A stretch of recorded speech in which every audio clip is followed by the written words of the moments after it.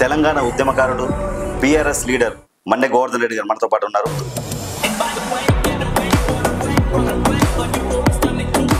దానం నాగేంద్ర మాత్రం నా శరీషమతోనే గెలిచాను, నేను బీఆర్ఎస్ క్యాడర్ లేదని మాట్లాడుతున్నాను. మరి దమ్ముంటే సిగ్గులేనోడు ఎట్లా ఏమని మాట్లాడుతున్నాడు? సిగ్గుసారి ఉంటే అట్లా మాట్లాడుతున్నా. ప్రభుత్వం మాత్రం అభివృద్ధి పనులతోనే మా కాంగ్రెస్ పార్టీకి హైదరాబాద్ గెలుస్తుంటారు. ఇప్పుడు దానం నాగేందర్ గారు కానీ ప్రభుత్వం రేవంత్ రెడ్డి గారిని కాంగ్రెస్ ప్రభుత్వం కానీ ఏదో అభివృద్ధిని చూసి గెలిపిస్తుంటారు కదా. ఖైరతాబాద్ కాన్స్టిట్యున్సీలో ఈ 2 సంవత్సరాల్లో ఇంకొక 10 రోజులు 2 సంవత్సరాలు కంప్లీట్ అవుతుంది. ఈ 2 సంవత్సరాల్లో ₹1 ఖర్చు పెట్టి పని చేసినట్టు, ఒక రోడ్ వేసినట్టు, ఒక డ్రైనేజ్ పని చేసినట్టు, లేకపోతే ఒక మంచినీళ్ళు ఇచ్చినట్టు, కరెంట్ ఇచ్చినట్టు, లేకపోతే ఇంకేదైనా కార్యక్రమం చేసినట్టు చూపించగలిగితే మేము ఏ పనిష్మెంట్ కానీ రెడీ, దేనికైనా ఏ ఛాలెంజ్ కానీ రెడీ.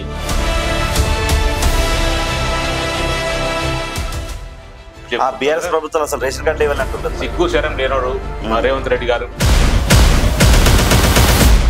ఇప్పుడు ఏదైతే హైదరాబాద్ కూడా బై ఎలక్షన్స్ వచ్చే అవకాశం ఉంది, ఎందుకంటే డిస్క్వాలిఫై అవుతాడు దానం నాగేందర్ అని చెప్పి అంటున్నారు. ఇప్పుడు నాగేందర్ గారు డిస్క్వాలిఫై అయితే అని క్వశ్చన్ మార్క్ ఉండదు, 100% అవుతాడు.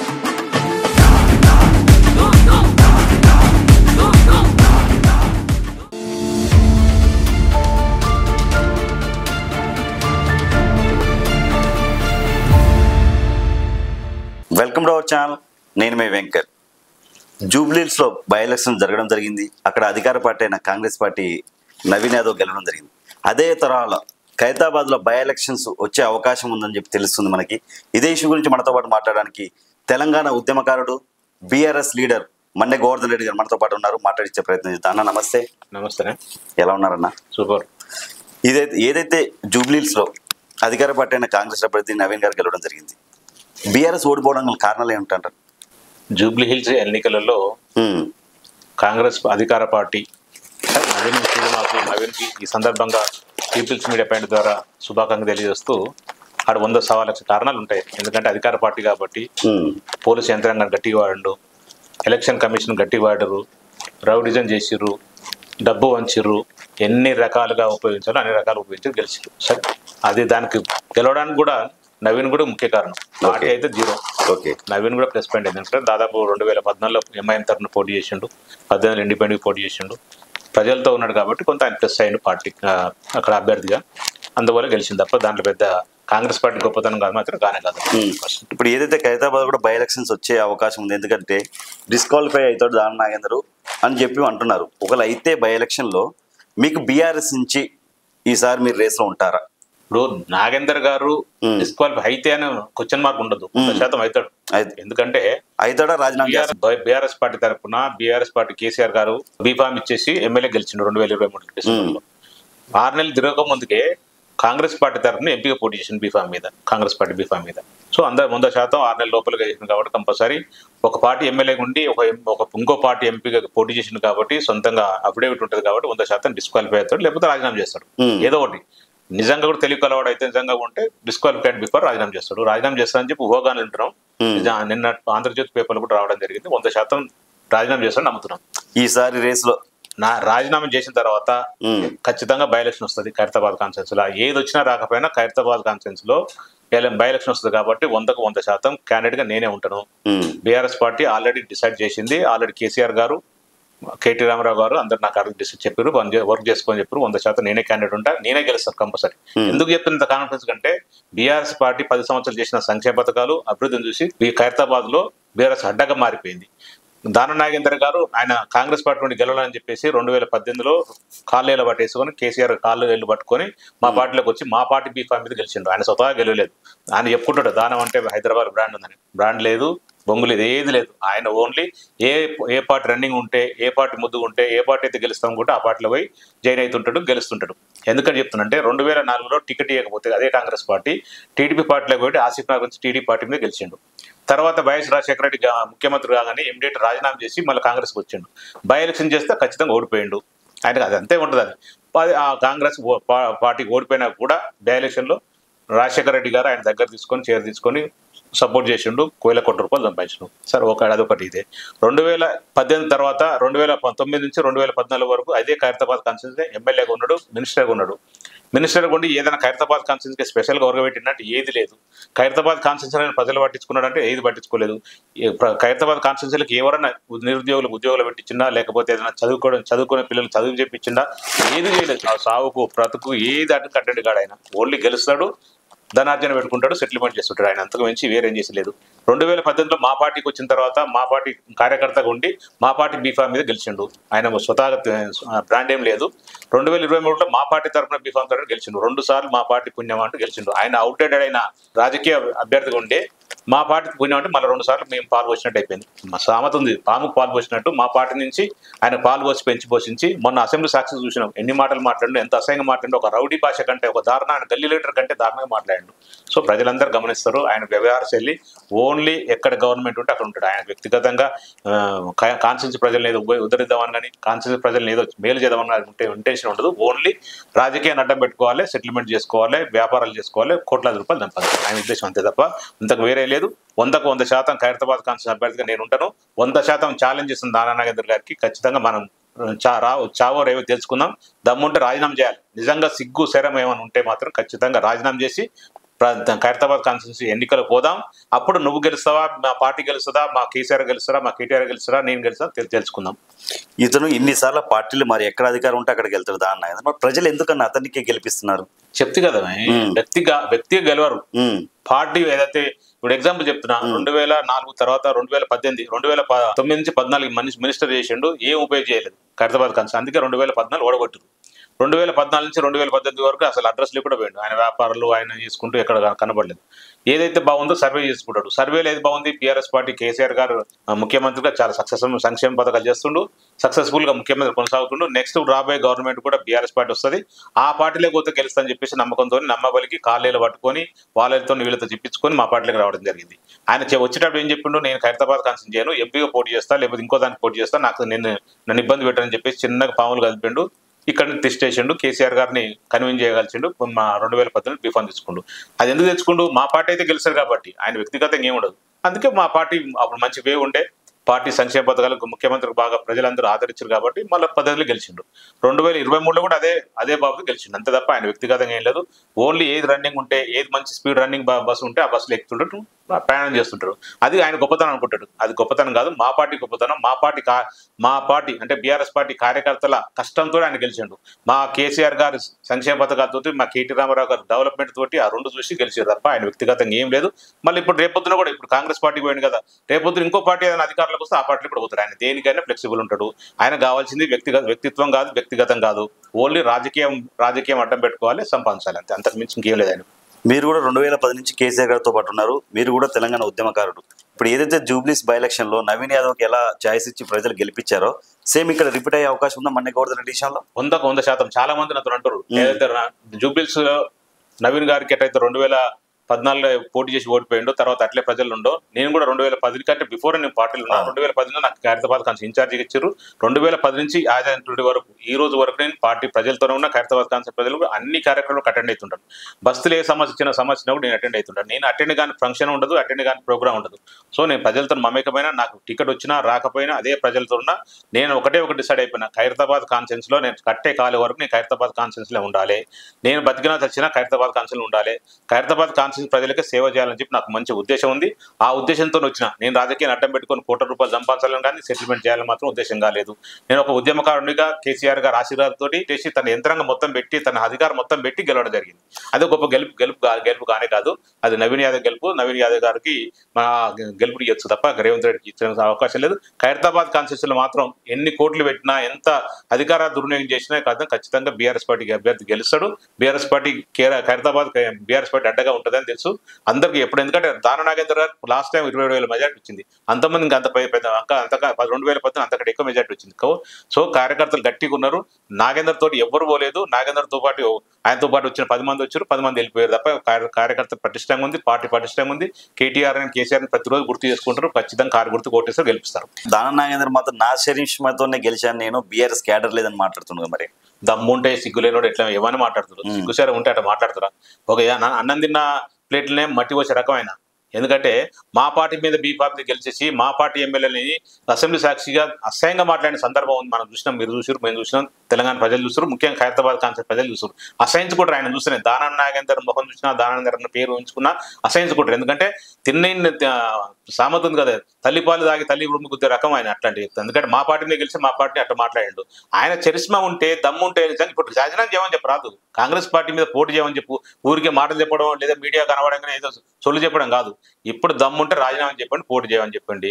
ఆయన చరిస్మాతో గెలిస్తే ఆయన కాంగ్రెస్ పార్టీలోనే గెలిచాలి.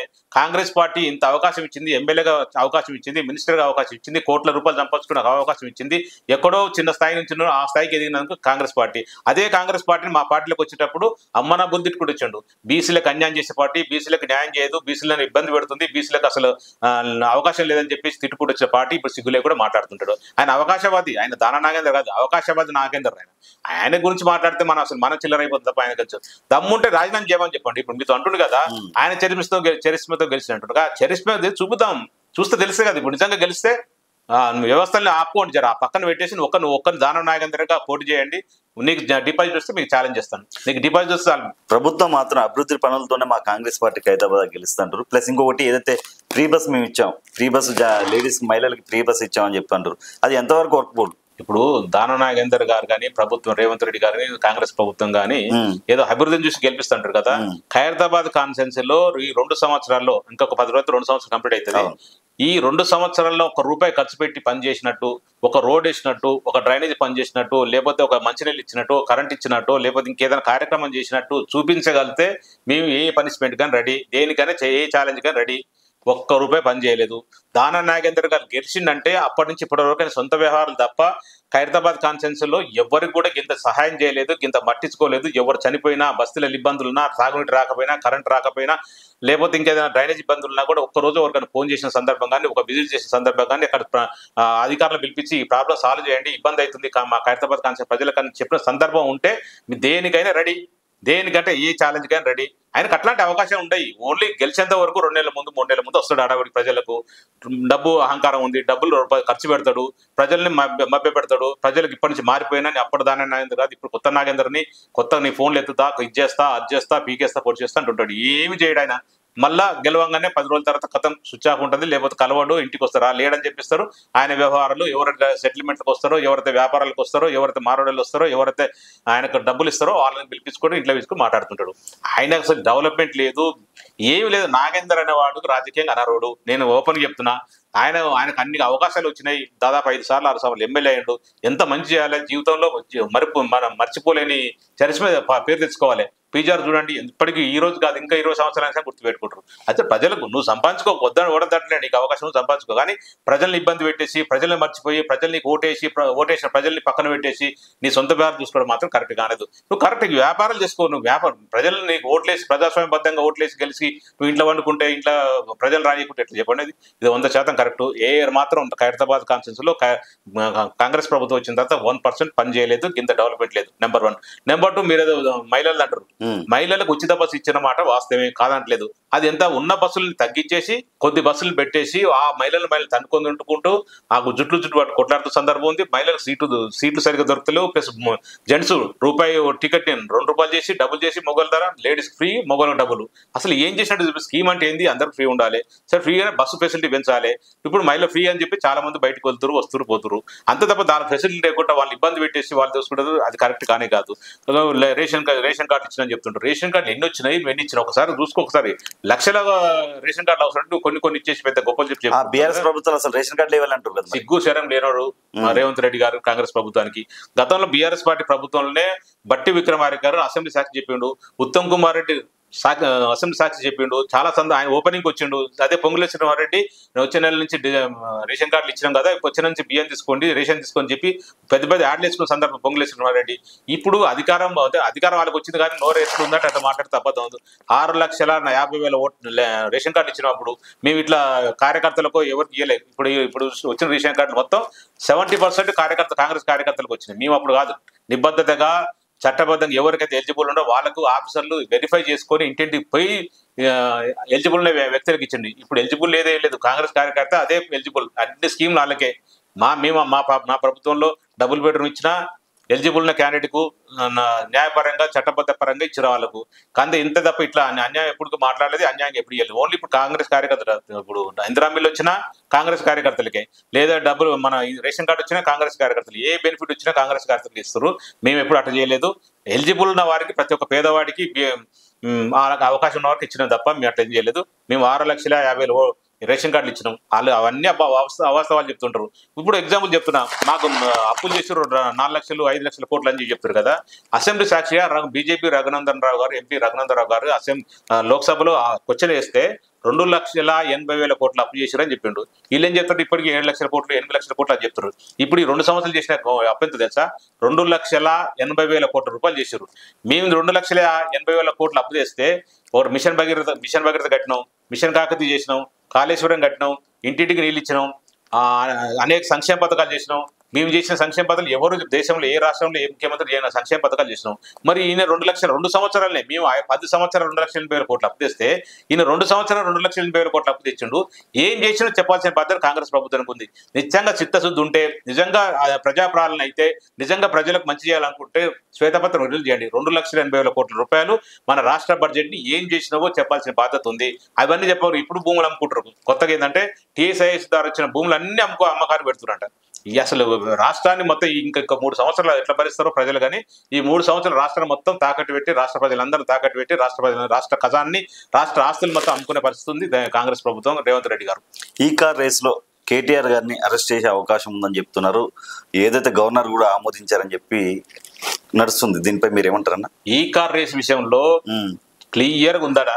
హెచ్ఎండి ద్వారా ఫస్ట్ టైం సక్సెస్ఫుల్ అయింది. నెల్సన్ పత్రిక దాదాపు ఈ కాంగ్రెస్ ద్వారా 700 కోట్ల రూపాయలు రాష్ట్రానికి ఖజానా వచ్చిందని చెప్పేసి, రాష్ట్రానికి ఆదాయం వచ్చిందని చెప్పిన సందర్భం మనకు తెలుసు. రెండోసారి ఏదైతే స్పాన్సర్ ఉందో ఆ స్పాన్సర్ పక్కకు పోయినందుకు హెచ్ఎండి ఆల్రెడీ అగ్రిమెంట్ ఉంది కాబట్టి ఇబ్బంది కావద్దని చెప్పేసి హెచ్ఎండి ద్వారా 55 కోట్ల రూపాయలు అక్కడికి పంపడం జరిగింది. నిర్వాహకులు కూడా ఖచ్చితంగా తెలంగాణ రాష్ట్ర ప్రభుత్వం ద్వారా 55 కోట్ల రూపాయలు వచ్చిందని చెప్పి వాళ్ళు చెప్పడం జరిగింది.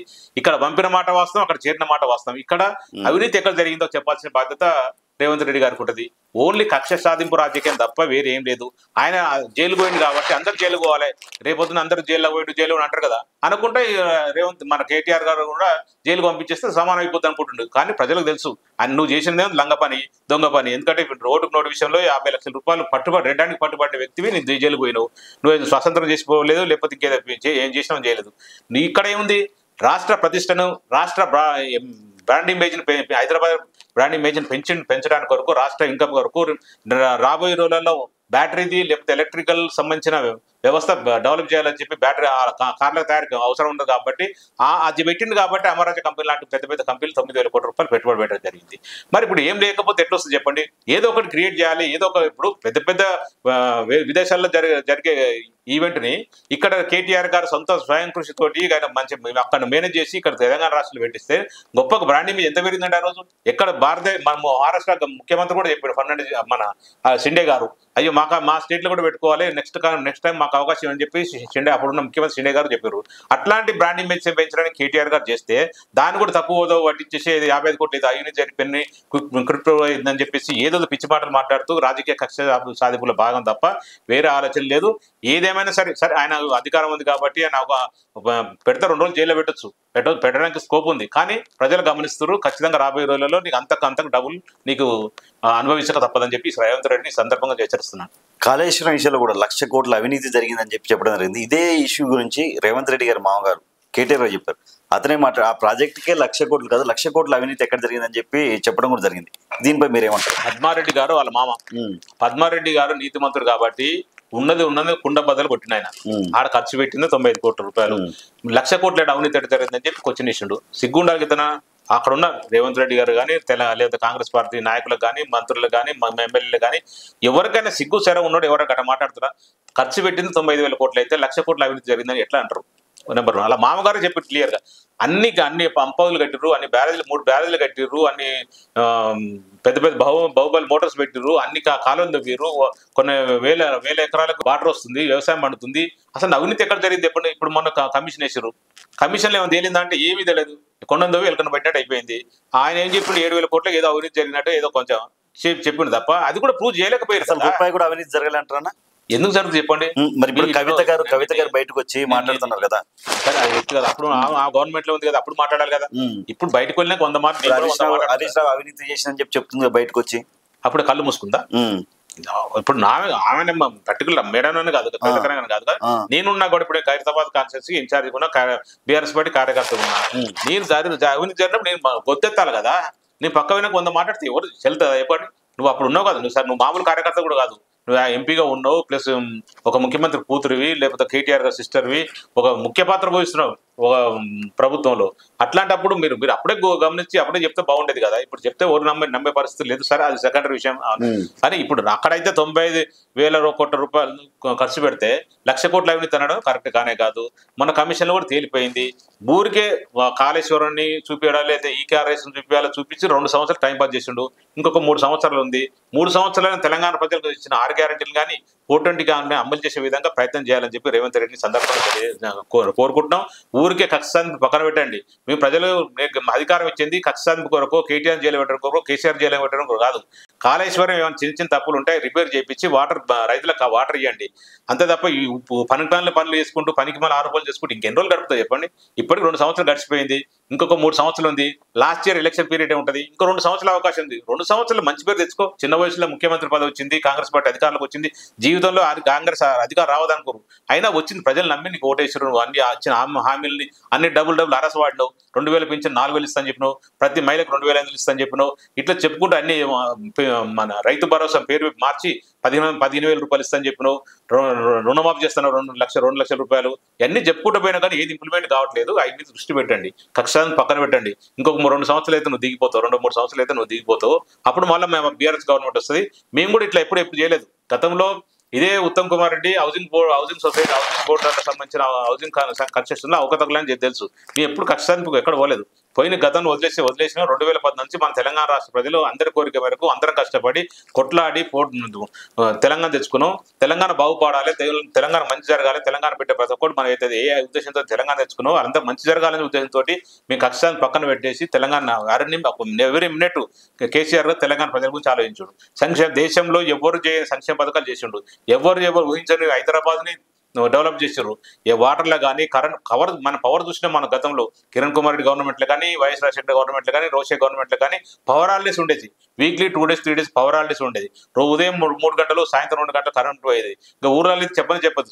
నైట్ మొత్తం సాయంత్రం 6 గంటలకు పోతే తెల్లారి 6 గంటలకు కరెంట్ వచ్చేది. లైక్ చేయండి, షేర్ చేయండి, సబ్స్క్రైబ్ చేయండి. మరిన్ని వీడియోల కోసం బెల్ సింబల్ పై క్లిక్ చేయండి.